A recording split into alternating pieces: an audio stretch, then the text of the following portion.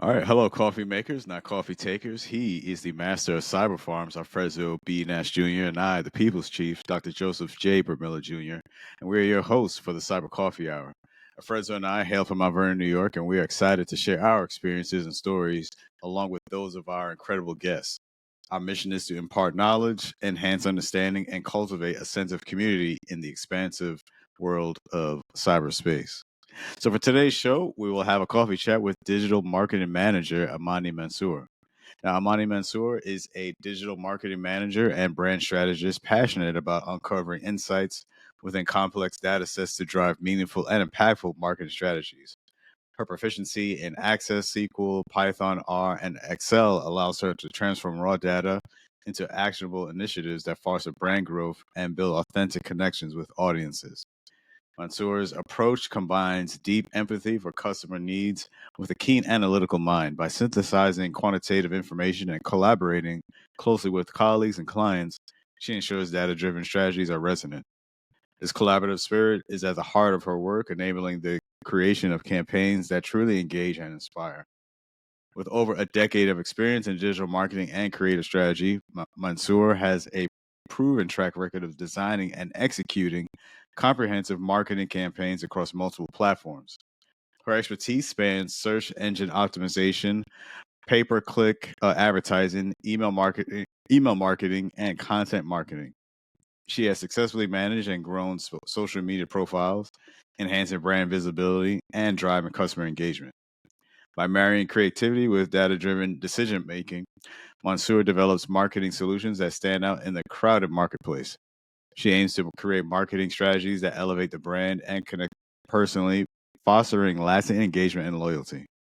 She's also dedicated to creating and connecting communities for generations to come. Amani Mansour, welcome to the Cyber Coffee Hour. I'm so glad to be here. I'm honored. I'm excited. That's awesome.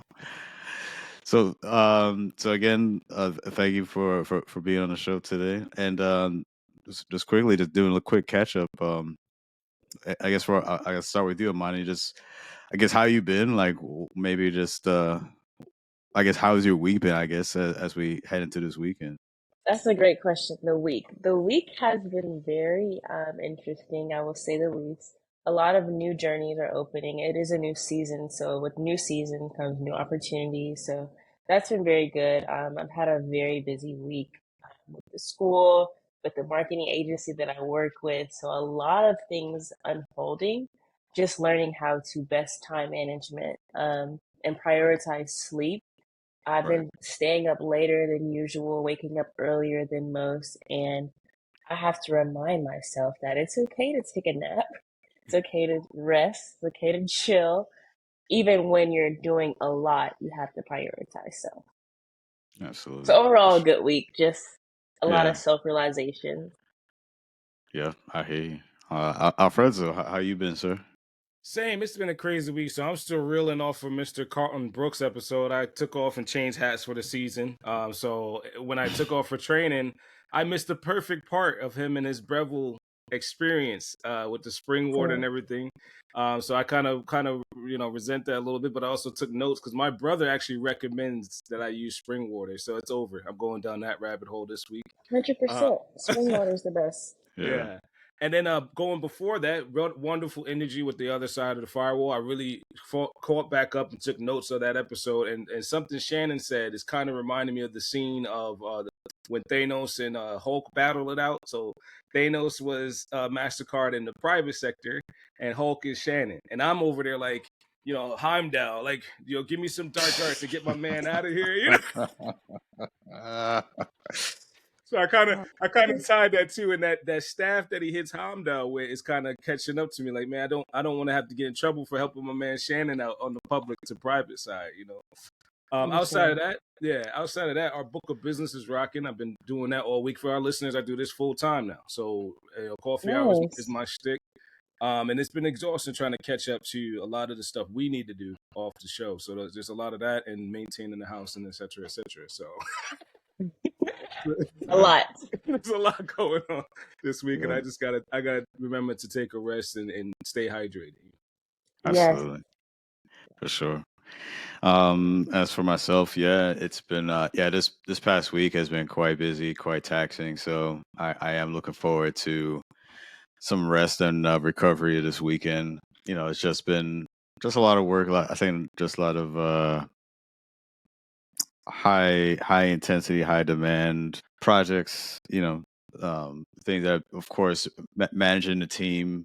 Make sure my team is good, and so it is a lot going on. So yeah, I am looking forward to, like I said, just getting some rest. I'm looking forward to some football. Honestly, not so much because my Giants, they're playing the Browns this weekend, and I think we're going to be 0-3. I don't think we're going to Uh-oh. win this I see week. I'm behind you, So I man. We don't. getting lumped I upside the head. Oh my goodness. Yeah. So I don't know if I even want to watch the game. Maybe Oh not. man, don't tell me that. We'll see. But no. But overall, it should be good. Like I said, just look forward to just kicking back, relaxing, and just taking it easy. So, but let's get into it. So Amani again, Amani Mansur is here on the Cyber Coffee Hour, part of the Alive Podcast Network. Um, Mhm. so Amani, how do you balance data analytics with creative intuition when developing marketing strategies? Oh, that is an excellent question. For me, I do the numbers study first. I'm a creative person by nature. It's just a natural thing for me. So I get the numbers taken care of first. I get my spreadsheet, get it organized. Then my fun part, the best part, is finding a way to make it creatively easy to explain to a person that has no understanding about what a 200% increase is, or what a negative 6% is. So just making things very interactive in a story format. So I just, more so for me, I compartmentalize my process. I first start with the numbers. That's the most tedious, time consuming one, is getting the numbers, breaking them down, understanding what's happening. Are we going up? Are we going down? Do we make a left turn in traffic? Do we do a detour? What's going on? Is there a traffic accident happening? Breaking that down. Then going to the visualization side and being able to not only tell the story creatively, but being able to look outside of myself and think about the individual who's going to be taking the information in and meeting them where they're at. So I'm not going to Mm, just make a visualization board with a whole bunch of numbers. I think I'll spread out the numbers within a couple of slides. And as I'm spreading it out, I'm explaining to them with analogies and examples that are small enough for them to understand, but also very parallel to what we're talking about. Awesome. okay. So it sounds like you're our friend that tells us the trend in data in cybersecurity, right? so with 100%. so with that, can you share an example how you've used SQL, Python, and R in your expertise to uncover a critical insight that significantly impacted a marketing campaign? Excuse me. Yeah, so I would say from my experience with SQL, I had a client. This was like my first. This was more so at the beginning of last year when I was in my entry level, and I had a client, and they had a very small business, but it was a scalable business. You could obviously see that this business, within 3 to 5 years, could be a Fortune 500. We're just at the bottom sector, so they had a lot of data, but it wasn't organized. None of it was organized. They had a whole bunch of analytics. They had analytics from their website that had analysts from their social medias and the different social medias, Facebook, TikTok, Instagram, and none of it was categorized. So they were just throwing blanks out essentially. So what I was able to do is basically export all that data, put it in SQL, and then explain it to them in regards to what we need to do moving forward and what we should stop doing yesterday. So it was very challenging for me because I was an entry level, and dealing with a lot of numbers for a platform that you're just now learning was, for me, that was, I guess, a nice way to say it was chaotic. It was extremely chaotic. It was time consuming, it was tedious, and ultimately it was one of those things where like you have all these numbers, but they don't know what that means. So it was, for me, it's just a time consuming part, putting all the data in there and then creating graphs, pie charts, scatter plots just to explain what was going on. And then I learned in that moment, after you create the system and showcase it, if they don't understand, you didn't showcase it to the best of your ability. So that was challenging for me, was doing all that work just for them still not to understand it. So it was very interesting. And ultimately, I had to go back to the drawing board and re-deliver this information. And I more so did it in the terms of, I didn't really show them the SQL side of it. I broke it down in a language that they also knew. They didn't understand the SQL. They had their tech people, but they didn't speak human language, if that makes sense. They more so just knew number talk. So I was able to just pull what I was able to create, and then we just had a powwow together. And instead of going through a slide of charts after I lost him the first time, I just said, what I'm going to do to you is we're going to go to the basics. We had a drawing board in the room, and I started drawing everything, literally drawing. It was the most interesting thing for me to have to do a lot just to go back. But I was also able to understand that everyone has different learning languages. And even though I know a software, they might not know that software. And Right. even though that I know what that software is and what's going on and what the data is saying, they might not understand that. So I have to be able to explain it to someone who doesn't know. So 100%. it was interesting, to So say I'm the gonna least. double dip. Oh, sorry.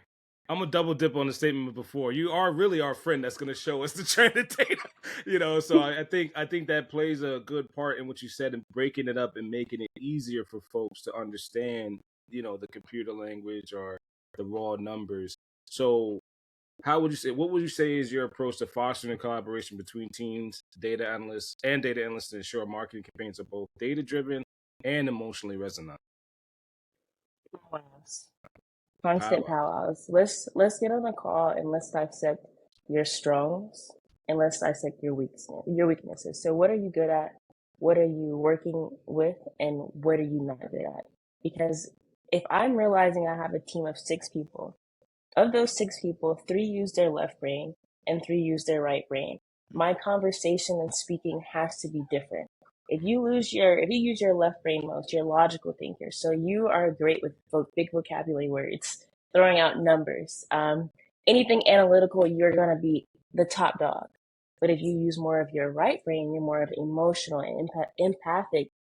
My language with the left brain will not be how I talk to you. So just kind of for me, when it comes to team and collaboration work, knowing who's good at what, knowing who will be a beast on this side and knowing who will not be a beast on this side, so I can be able to distinguish and give people certain roles. So with that being said, constant powwows, constant updates. I did one of my first project management roles for Revolt.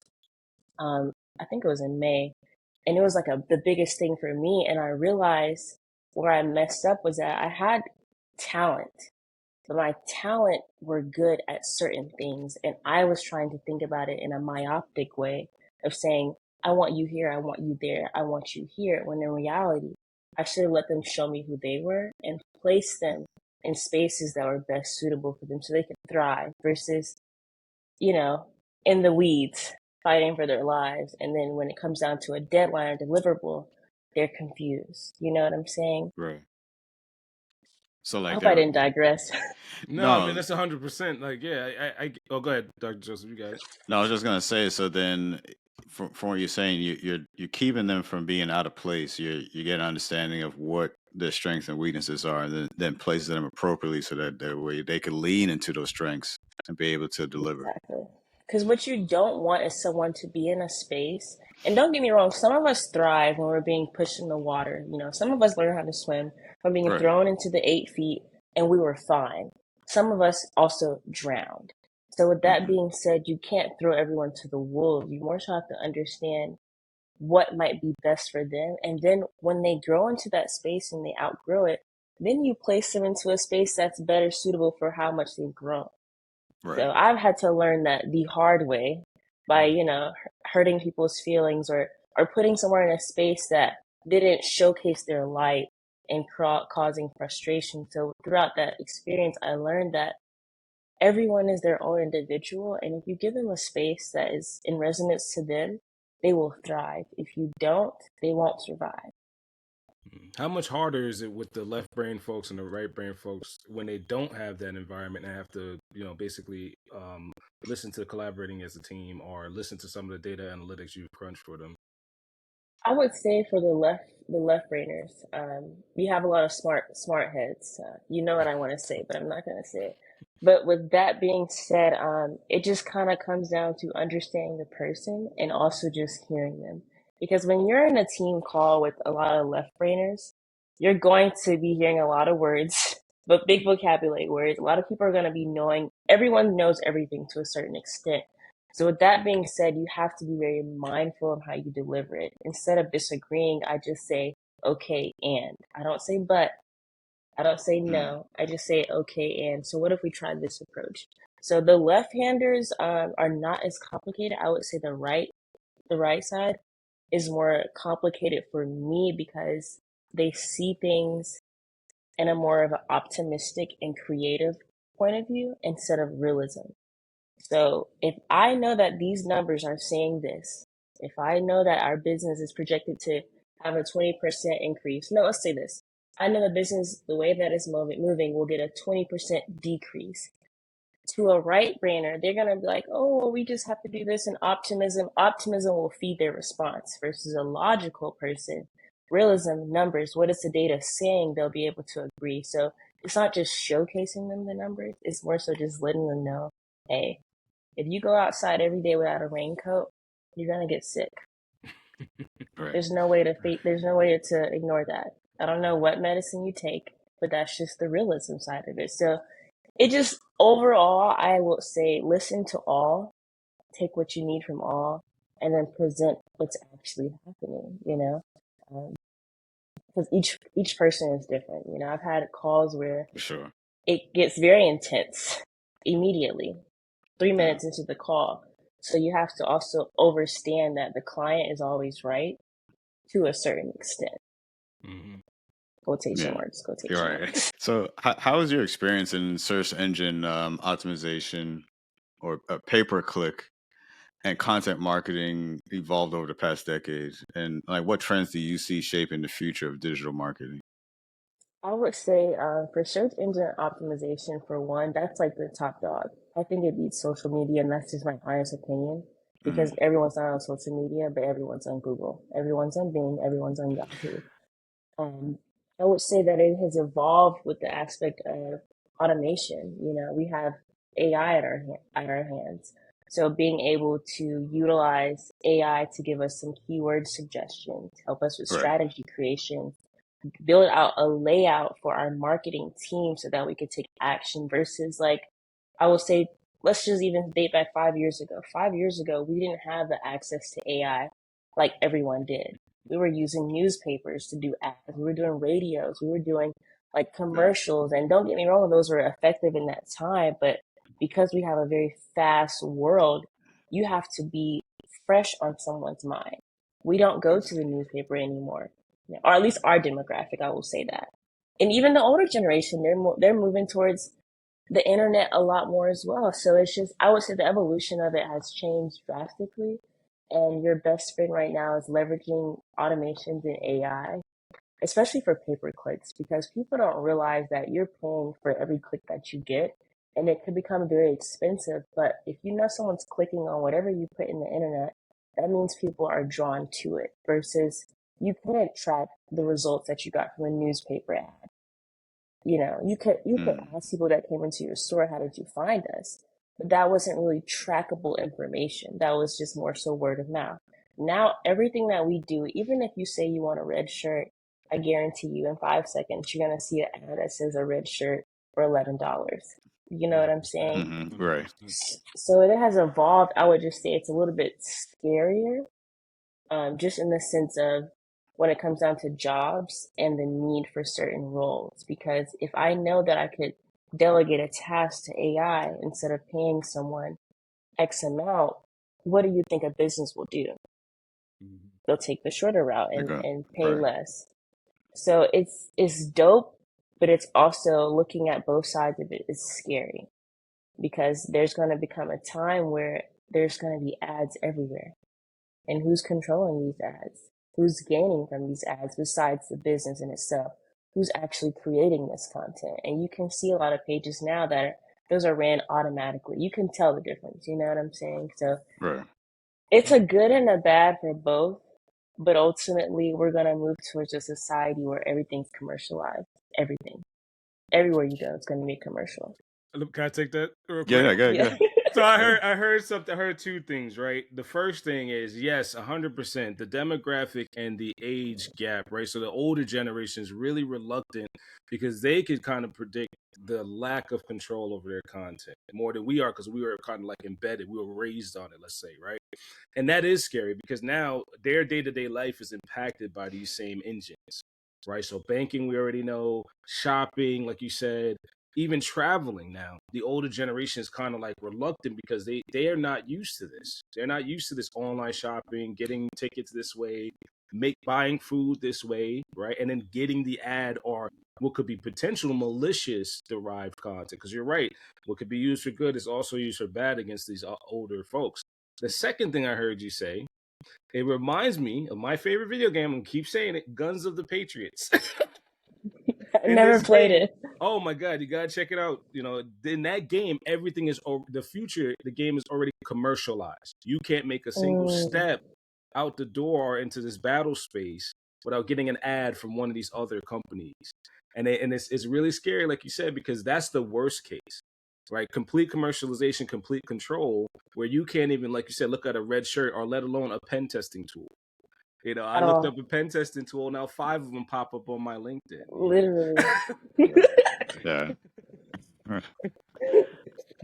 So, Amani, so as a creative director, how do you ensure that brand storytelling, remains authentic and compelling across various digital and traditional media platforms? Well, I will say for me, being a creative by nature, I know what I like to see when I see an ad, and I know what I do not like to see. So being able to Mm, use that discernment, speaking and thinking outside of self makes it easier. I also think what allows my creative directiveness to help a business is like, for me, you have to be creative to grab someone's attention. It can't be overly scripted. You don't want to leverage AI too much that is so robotic and robust. You want it to be personal and heartfelt. You know, when people see an ad, they usually want something to be sentimental. It doesn't have to be, hey, we're doing a 50% sale.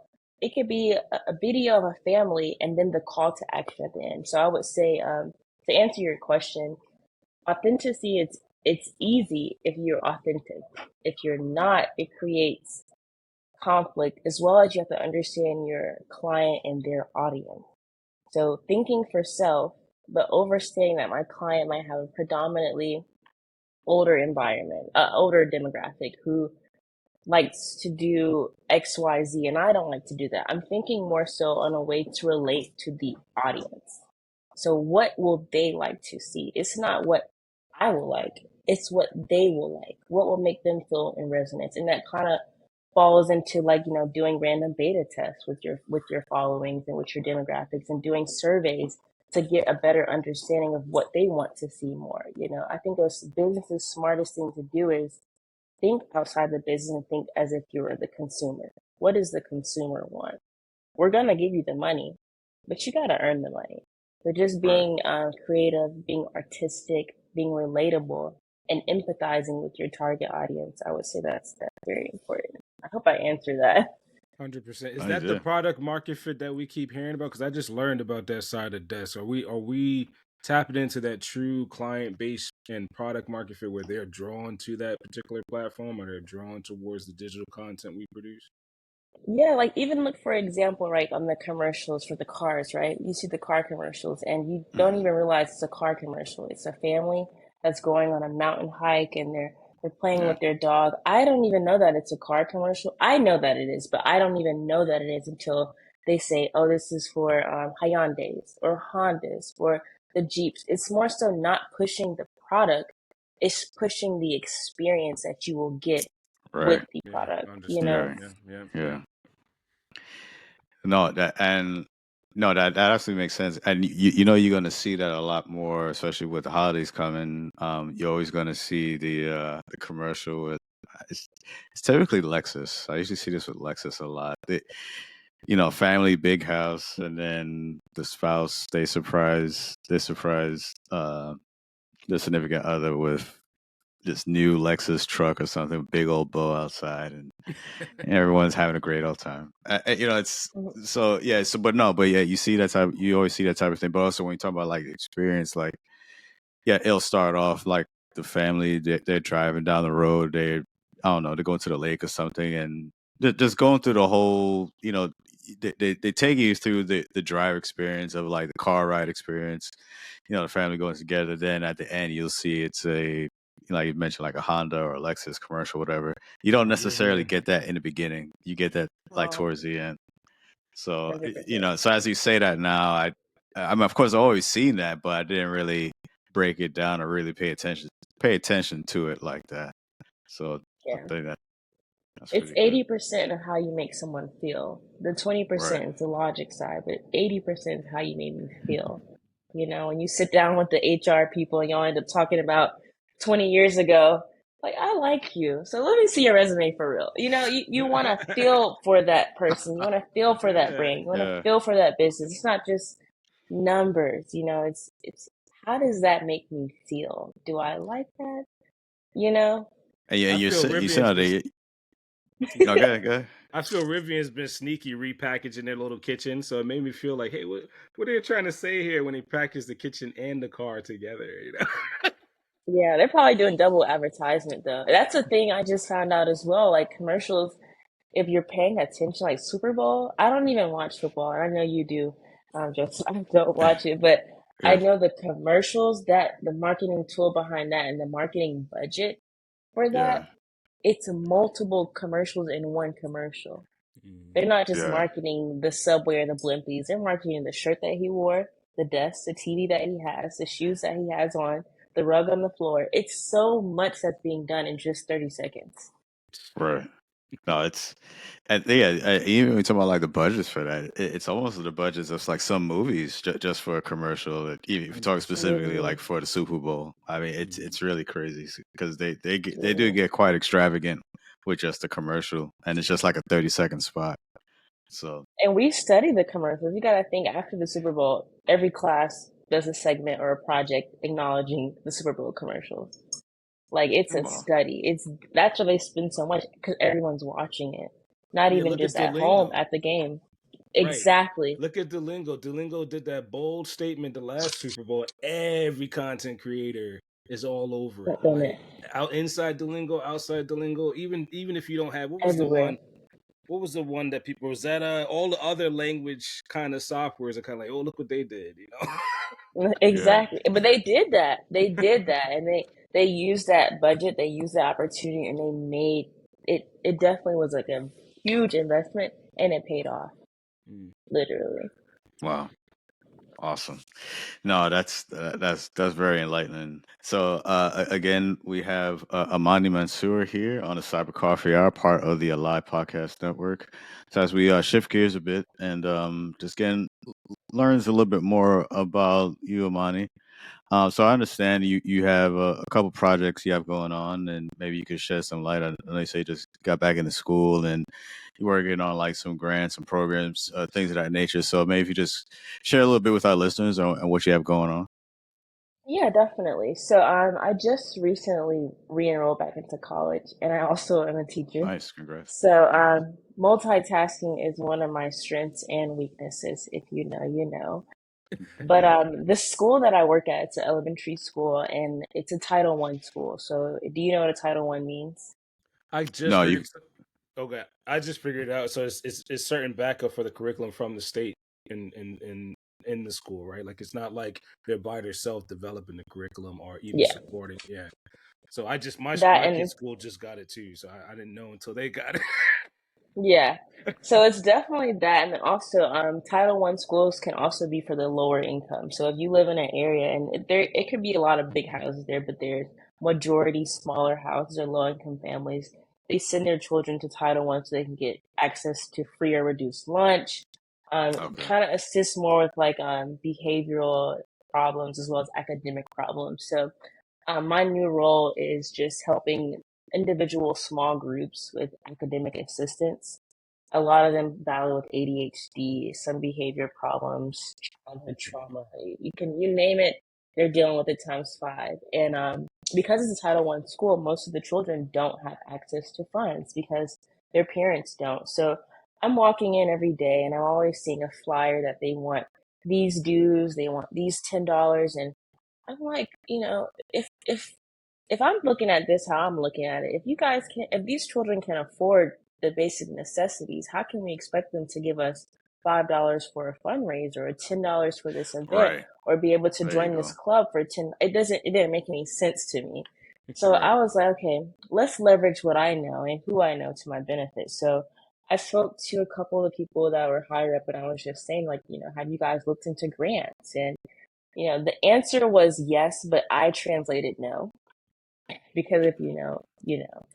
So I was just bringing it up to them that, instead of having to ask the children's parents for money, why don't we just get a sponsorship or a grant to help out with some activities? So that's a project I'm working on right now, just allowing some things that the kids want to do to be able to be done without having to pay money. It's more so just saying, hey, mom and dad, I'm going to this versus, hey, mom, can I get $20? 100%. You know, Mm. so 100%. it's a tedious, time consuming, patient project that I'm working on that requires a lot of overstanding, but it's one of those things that has to get done. And I would love for it to continue to keep going. But I'm working on that and just leveraging, like I said, the business side of it, the data side of it, the marketing side of it to actually do it on a scale like this so that it could be used through the school year, for next school year, and even to more schools in Gwinnett County and other counties so that we don't have to keep asking kids for money. We're just Right. saying we had a stipend or we had a generous donation from X, Y, and Z to have a certain amount of students participate in this activity. And of course, you have to have a good academic or behavior, but allowing them opportunity to do something and not pushing money, you know? Right. 100%. I appreciate it because, and I don't know if our listeners caught it. She said overstanding instead of understanding. But we appreciate folks like you, especially me as a parent, because I'm right there with you. The activities are dialed into like the PTA boards.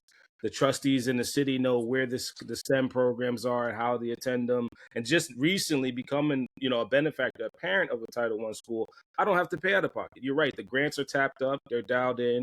The behavioral courses are there. The medical is there. So I appreciate folks like you that are doing that groundwork because you're right. It is overwhelming as a parent to say, man, I got to shell out another $100 to go to this function for the school or to go to an Mm. event in the city. So I'm up here in Baltimore County, right?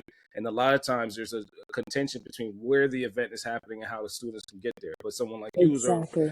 someone like you is already tapped up and said, well, we got a bus here. We got this program. You can participate as a parent, even volunteers. I love it, and your kid can go Mm-hmm. for free because this event is in the Title One designation. So I appreciate Exactly. it. Keep going. It is, and I could imagine with you explaining it, we might have to do another episode if you become a friend of the show because I can't see what the back end looks like. I don't have the patience as a parent, right? I know there's a Yeah. lot of like data munging and political factors, like you said, and those who don't Oh, know about grant so much writing. political. Right. Those folks that don't know about grant writing act like they do, and then the kids don't go to this event because the grant fell through, right? So I appreciate it. Literally. We might have to do another episode on that. Yeah. And I appreciate you as being a parent being involved, just, I don't want to digress too much, but it's very important for parents to be involved into their children's life because it empowers them to do better when they know they have someone that's applauding them versus they get home and this is nothing. So thank you for doing your part. And it requires a team effort. I don't have children, but I have cousins, nieces, and nephews. And when I step in, I step in. So just being able to play the role and be in it and be active is a powerful thing that anyone could do. So thank you as well. I appreciate it. But one thing I'm going to say too, to your kudos as well, is dealing. I have an impatience with the politics. So when it's, hey, my kid has to go to this function that, all the kids should be able to go to. And it's like, well, we have to cancel the function. Or the city or county might have said, we don't have the funding to do this thing. And I'm like, no, like, you know. So I The appreciate you too for politics is the navigating worst that. part. The Yeah. politics is the worst part. I made a statement to another teacher. I said, because this is my second year. I said, I didn't realize how big of a role politics played in education. And it's Me actually neither. scary. It's actually scary. Like, I'm not gonna lie to you, this is terrible. Why is politics so heavily influencing the education system? And like, there needs to Right. be a study on when did this happen, why did it happen, when do they plan on leaving? Because it Right. doesn't make any sense. It really doesn't. I'm baffled so many times. I'm just like, you know what? Smile and wave. We're gonna get through this, but this does not make any sense. And I deal with numbers, so things have to make sense to me. If it doesn't make sense, I'm like, I'm borrowing it from Shannon and Ryan. Shout out to the other side of the firewall. If it doesn't make sense, it doesn't make dollars. And then that's why politics and people have to show up. I hate to say it that way, but it is kind of, with the politics comes the money factor, right? A lot of folks can't afford these programs, so they know. And a lot of the numbers your folks like you're crunching know exactly what city can and can't afford it, know exactly which district. So that's, I suspect, and again, nobody sent me any letters. I suspect that's how politics got involved, because they know it's a 100%, 10-mile radius to this district, another 50 miles to another district, right? They kind of know the whole constituent body already. 100%. And if maybe you could just share a bit, regarding your experience, what you deal with as far as creating a business and everything like that, like how cybersecurity has played a part in that. What Ooh, do you feel like are the maybe the most significant emerging threats in cyber today, at least from your perspective, and how you feel organizations should prepare for them? that's a great question. I will say, starting out, when you initially get a client, they're going to share a lot of sensitive data with you. It's logins, it's passwords, it's accounts, it's money. They're going to share a lot of information. That information is like extremely sensitive. This information, you don't want this to get out. So I've learned, there has to be systems put in place, multi-factor authentication processes that allows my client to send me stuff that won't get tampered with. But what I'm realizing now, which is extremely terrifying, is we have a lot of bots, not just that are calling you on the phone, they're emailing you, they're Hmm. sending you stuff on Facebook, TikTok, Google, and they're acting as if they're these large companies when they're not. And I had a situation that happened last year with one of my clients, and she uses Business Suite, so her Facebook and Instagram are all through her Business Suite. So she got an email. It was an email within Business Suite from a bot, but if you didn't look at it, you wouldn't know that it was a bot. And they were asking her to change her password. So Mm. what that would have done was that would have taken her account and hacked it. So she was nervous about it. She sent it to me, and I said, "No, don't do it." And Right. but with that being said, there's so many people that probably get scammed out of it because I knew that it was fake by looking at the way they typed, and also like the email that it was sent from. It said Google at AX014532, Yeah, yada you yada already yada. know. Yeah, And yeah, she's an older client, so she yeah. was about to change her password, not knowing. And Right, I think these type of things, like with all this AI and stuff like that, it's scary because I don't think it will target someone like me in a sense or you in a sense, but to someone who's not self-aware and to someone who doesn't know, they will get scammed out of millions of dollars. They'll lose their account access. They'll right. lose the ability to move. And Facebook, once you do something suspicious, you're banned. Mhm. So it's very scary on the side of it when it comes down to a business owner because you're at risk by default. You're just at risk. And I Right. think it's very important for people to prioritize getting like cybersecurity, like getting those systems in place because it just takes one bot to send you one link and for you to click that link and go into that and now you've lost it all. So I always just advise anyone that I've worked with, like, hey, like before you get any, or after you get anything suspicious or something questionable, or you just kind of have to think twice, let me see what it is because it's very scary. and they're only getting smarter. They're only getting smarter. I had an email sent out last week from one of my mentors, and it had the same. It was the same exact email font of how he does his, same picture, same email. The only thing that was spelled wrong was instead of he uses a S, they used a Z. And he was saying, "Hey, could you change your could you share your direct deposit so I can send you this new updated invoice?" Which he's never asked me for that, and he's always called beforehand. Right. And I was so close until I looked, and I'm like, wow, they are getting smarter and smarter with doing it. And I only took the extra steps because I'm just like, I know that this person doesn't ask for that unless they call me and then let me know. Right. So I think it's scary. I think anyone who loves what they have and cherishes what they have, they will protect it. They will encrypt it. And it might cost a little bit more, but it will save you so much more down the line because they're getting better, they're getting smarter. They don't just do phone calls, they don't just do emails, they do apps and they do softwares, they send links, they make accounts, they'll engage with you. You have to just be able to distinguish the two. I know people that send money to bots just not even knowing that this is actually a bot, but it looks like a real person. Someone could use your face, create a LinkedIn account, and then scam people. And if they weren't intuitive enough to double check, they would think they're talking to you. Right. So it's just one of those things that you have to really be very careful because I really believe that there's like the war is a cyber war. It's not a real. It's Oh, there this it is the is. war. It's a cyber war.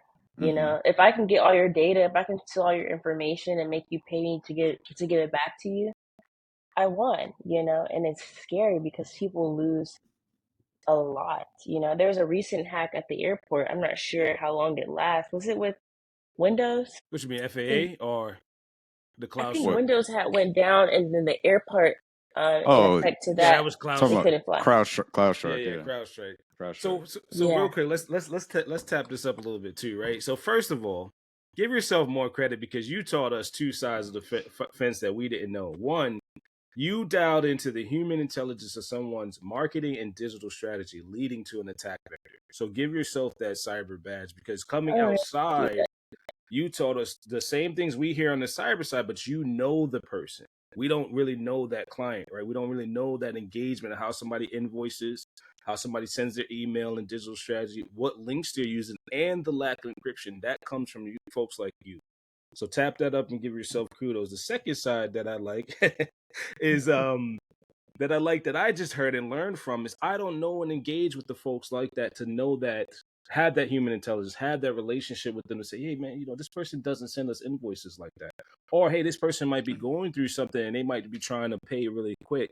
Right. We don't see that in cyber. Content, digital strategy, and marketing folks, however, they have that like closer, more intimate, knowledge of, hey, this person is restructuring their business, or this person I deal with on a daily day might need this kit of content, right? And then this content sanctioned and this content is not. So thank you, because you taught us, like we said in the pre-show, you taught us something that we don't even look at. We try to use a tool for it. We try to use technologies for it, but it's always that person on the ground that has that human intelligence to say, nah, this client doesn't usually do this. This client doesn't Yeah. really send us these links like crazy from whatever actor or that we flagged in a tool, right? Or Exactly. whatever bot, Exactly. right? Or this bot that's savvy at bypassing, EDR, right? You being Yeah. the person on the ground have dialed in and gotten us the evidence that we need in cyber. Say, no, this is unusual because I deal with this person every day. So yeah, we Exactly. appreciate that. The second Yeah. thing I heard, and I can go off on this topic too. Yes, it is a war, but the private sector is not in that grounds. Private sector cannot understand the war that is going on actively, targeting their client base. There's no Literally. there's no means thing that the private sector can say, oh, we could take this on head to head, right? We could go up against it, but the bad guys know that. Exactly. Right. So the Exactly. victimology that you mentioned increases the more successful I am at building my marketing strategy or digital strategy. And then I have to rely on folks like you to tell me, hey, look out for this. Look out. And this goes for any business owner, right? They're coming out trying to be successful, and adversaries know that, right? So I Exactly. appreciate that words of wisdom too, because it is kind of like a low yield war. It definitely is. And if you don't know better, you won't do better. But once you know better, Mm. you're bound to do better. So and even in the marketing space, cybersecurity is there because it's one of those things you're sharing a lot of sensitive data. Like, I'm not just giving you my Instagram account, I'm giving you access to all of my social medias, my websites, even my emails, or it's so much sensitive data that can get lost if you're not responsible with how you deal with it. And if you're not responsible, you could lose and destroy a big business that worked years Right. trying to build, and they expected you to scale their business and you just took their work and lost it. So it's scary because you have to be very responsible. Even me, like, it might look legit, but if you have to raise an eyebrow, it's probably not real. It's probably not truthful. If Google's reaching out to you, they want to hire you full time and they didn't schedule a call, they just said click the link and you have to be rational and, you know what I'm saying, really Yeah. question it because they're really legit. They'll even call me, and you know how this works when they call you so much that they know how your voice is. So by the eighth call, they call you and speak in your voice. They can use your tone of voice. They can understand your type of tone or how you talk to other Mhm. individuals. They're so good at it that you have to be very careful. Even making cash apps and bank accounts under someone's name and requesting it, like, if you don't know, you'll fall for it. But if you know, it takes 2 seconds to call someone and say, "Hey, is this you?" Versus, "Okay, I sent it." So Right. And you make just sure got to be Skynet is very not on the careful. other side. No, 100%. Because, like I said, if you don't know, you don't know. And if you're in this space, it's harder for you to get got. But if you don't know about this, like, even to not just the older generation, but to the younger generation, Right. there's apps, there's ads on games and softwares. If you click on this, you could destroy your whole computer. And my father just taught me as a kid, because he's in cybersecurity. He was like, "Don't ever click an ad." Mm. He just said, "Don't ever click an ad."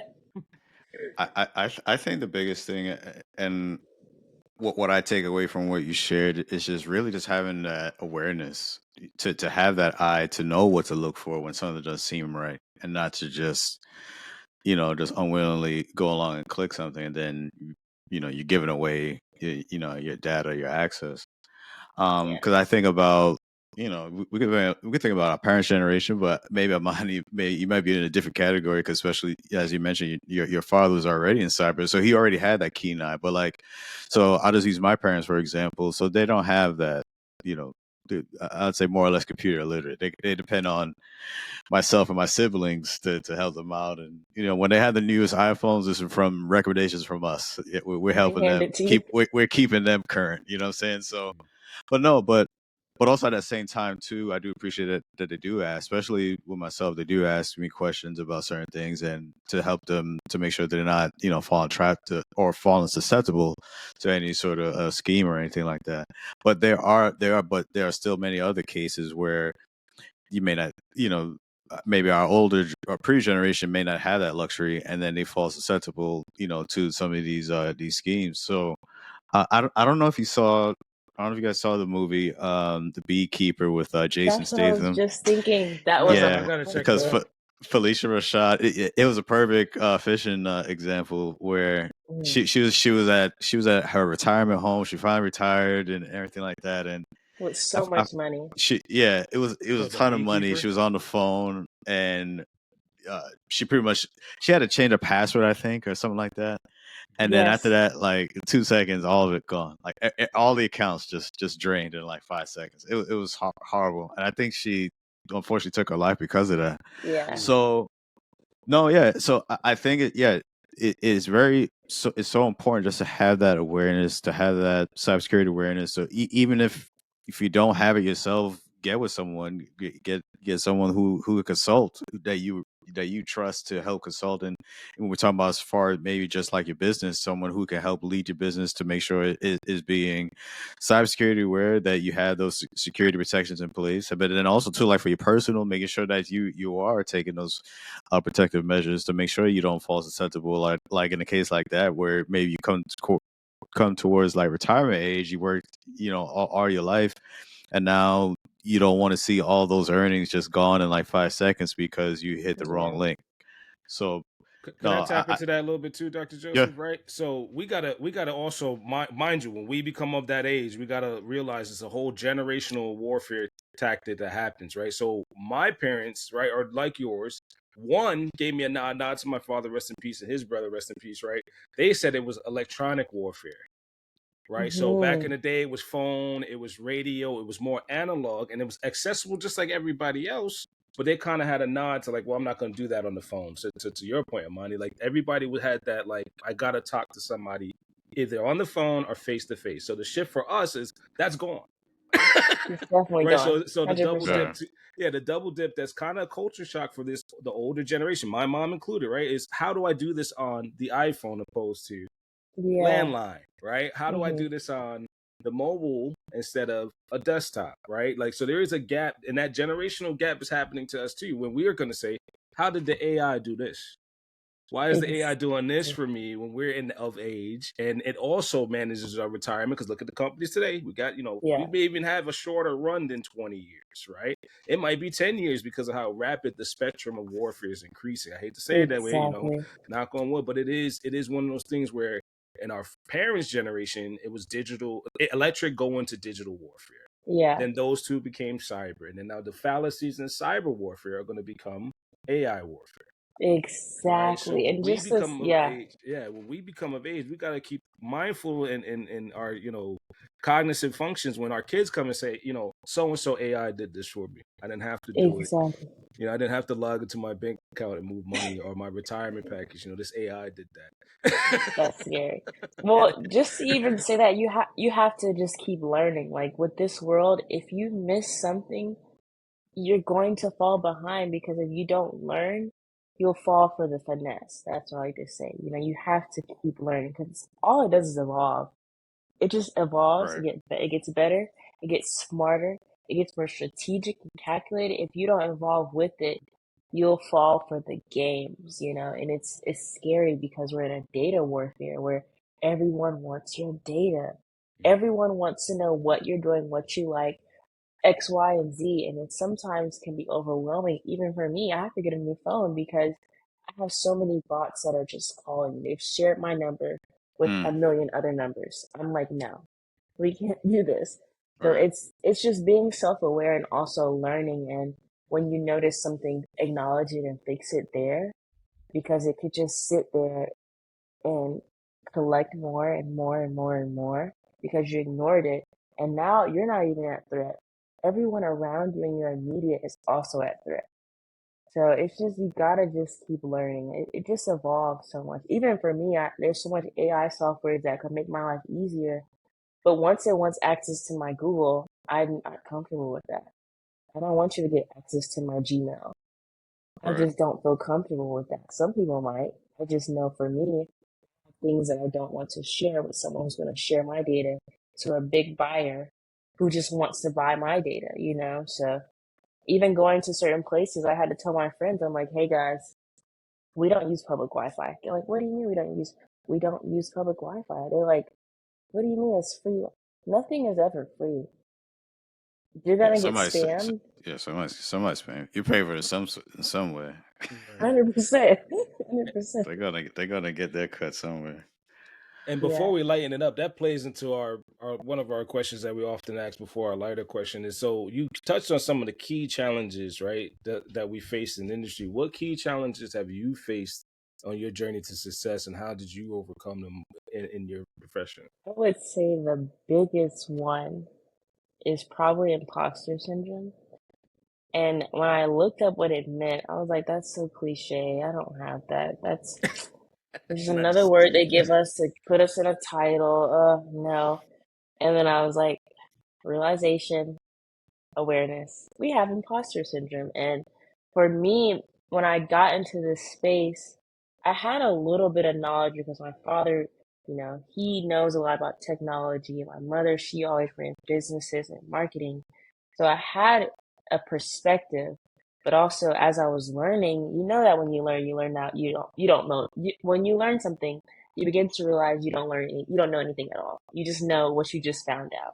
So I would go into these spaces, and after I got a certification or after I finished a course, and I would go around VPs and executives and people in HR, and I was like, I do not belong here. These people have 20 plus years experience. They've been working at the highest, best leagues of businesses. I have little experience. I don't deserve to be here.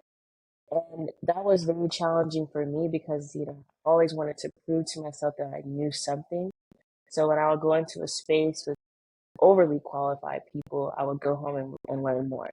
But I didn't realize that, if I was in that space, I deserved to be in that space. And my mentors, they reminded me so much that we all start somewhere. You don't just jump to the 100th floor. You start the first floor and you walk and you walk and you get to the fifth one, you get to the 10th, the 20th, the 30th, and you keep going. So I would say that was my biggest challenge, is just dealing with that, but also understanding that, I'm growing and I'm learning and it's going to take times and I'm going to fall.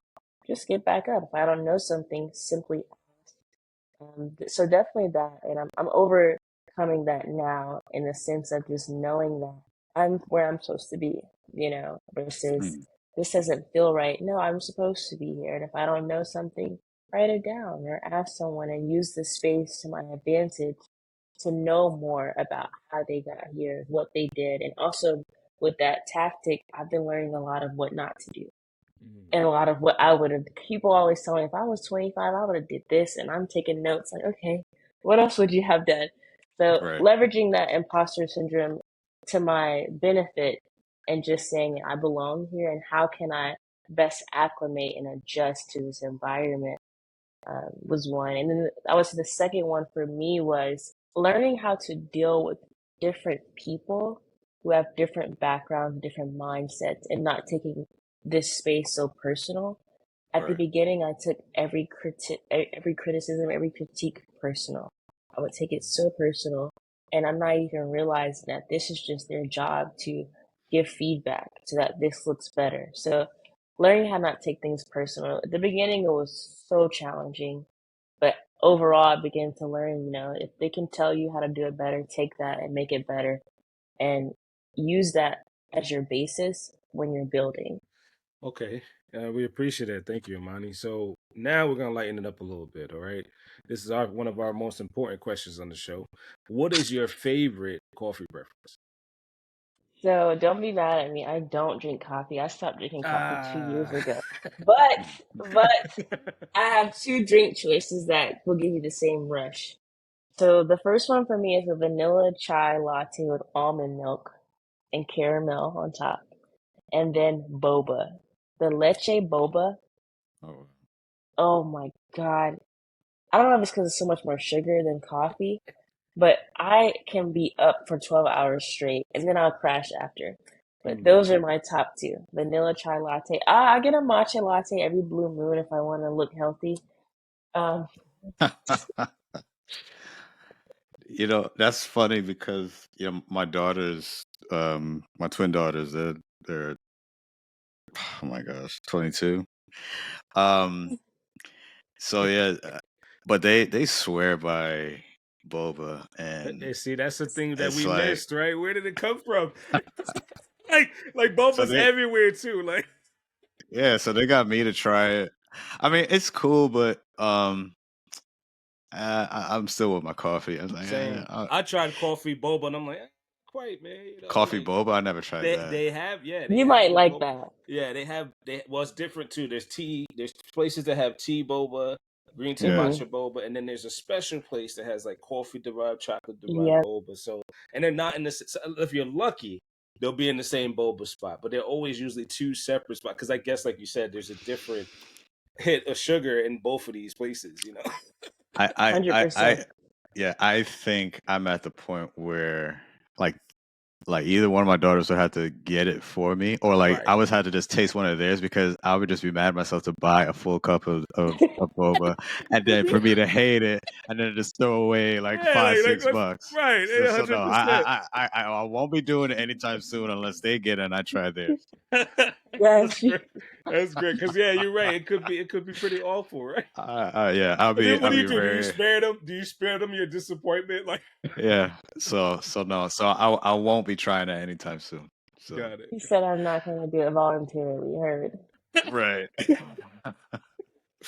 So if you could have any superpower to help you in cybersecurity, what would it be and why? Any superpower in general is invisibility for me. Ever since I was like 6, I was like, I would love to be invisible.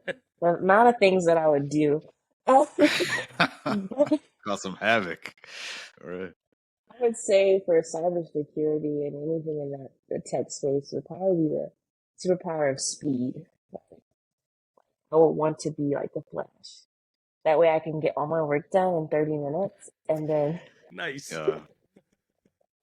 get paid as if I did an 8-hour shift twice and chill. Can you imagine how mad the Scrum Masters would be at you? Like, Oh my God. You've increased our velocity by 1,000. It would suck because after me, it would be so much unrealistic expectation. They're like, Right. yeah, so the last person was able to do this, and they're gonna be like, what? In that amount of time? So Yeah. I will It's gonna modestly use my flash power. set the bar really high. Yeah, everyone would hate me. Like, oh, here's this one who can finish all her work in 3 seconds Right. while we struggle. Cubicle So, envy. yeah. So lastly, before we go here, so like, what are some hobbies or interests, or anything you like to do recreationally, that you enjoy besides cybersecurity, or outside of work? Like, what are things you like to do just to keep yourself sane? Oh, so this is the number one. I have to go into nature. I'm looking at the Nice. computer all day. From the computer, I look at my iPad. From my iPad, I look to my phone. So by 11 o'clock, my eyes are strained. Right. My brain is burnt out, and my hands are cramping. So I'll just sit in the grass. I'll Yeah. put my toes in there. I put my arms in there. Listen to some Janae Ayoko or SZA or Summer Walker, and I'll just sit and I'll just be there. I won't think about a computer. I won't think about a task. And it took me time to be able to go out there without thinking about work.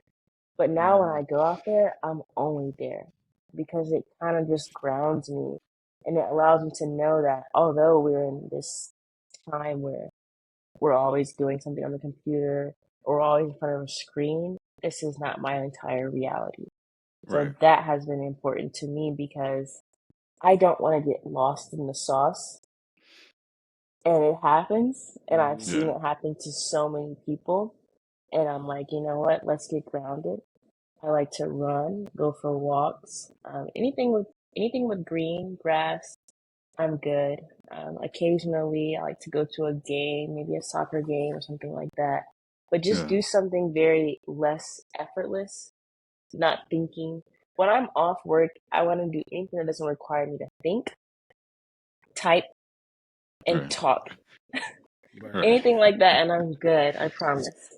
Isn't it amazing how grounding nature is? Just literally touching some grass is like the phone. Hundred And percent. I'm like you too. I have to like leave the phone somewhere else, or like, Yes, and then it's like literally breathing and touching the grass is a thing. It's literally like a thing. Just Yeah. it's go a run your thing. hand across a blade of grass and everything kind of disappears. Well, it's a study because they say that we already vibrate at like our feet and our hands. It vibrates on a negative charge, and grass in nature has a positive charge. So when you put your body in it, it neutralizes your energy. Once it's neutralized, then you're absorbing the positive charge. I read this in a book actually. Oh, Didn't if you think I was find able to that book, use let that. me know. That's Yeah. amazing. Yeah, I It's didn't. how Well, to so it heal makes sense. yourself. Yeah, it's a Wow. good book. I'll share it That's to you awesome. guys when we finish. But it's a real thing. Even hugging a tree, it said it allows you to live longer. It helps your heart. Oh, and I've Like done that. That's crazy. no, For it's real. a good thing to do. And all of this is free. They're gonna charge you an arm and leg to get to the spa, and you can go out in the grass and get the same effect. All right. Right. Exactly. And do you know why they actually hug a tree? Does any like so I'll share that, right? So we had a landscape graphics class. You actually hug a tree to get the perceived width of the tree when you draw it.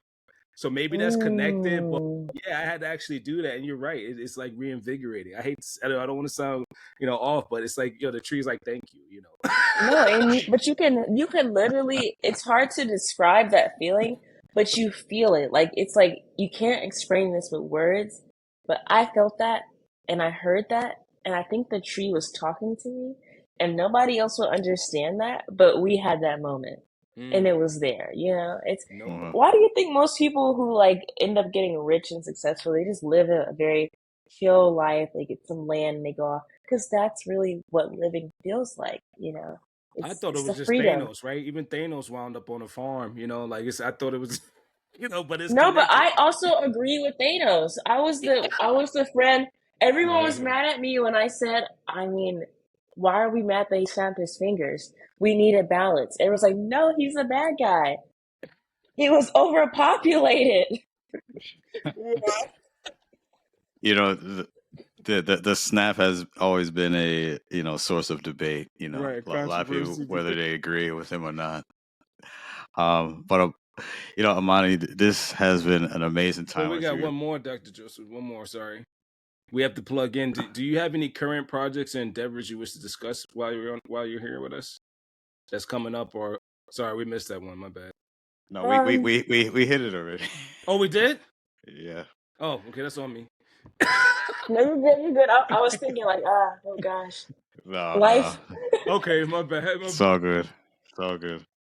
Again, Amani, we appreciate you spending time here on the Cyber Coffee Hour. And before we sign off, is there anything you want to share with our listeners before we go? Yeah. Ooh, let's see what I'm being led to say. A wise person once told me, you can do anything you set your mind to, but you have to set your mind to doing it. With that being said, the mind is the most complex thing to really conquer. This is either your best friend or your worst enemy or both. So with that being said, if you really want to do something in this life, set the intention and become mindful about it and trick your psyche, trick your self-doubt into achieving what that is that you want. If you can master the mind, you can literally do whatever you want. Like, nobody can stop you if you master this.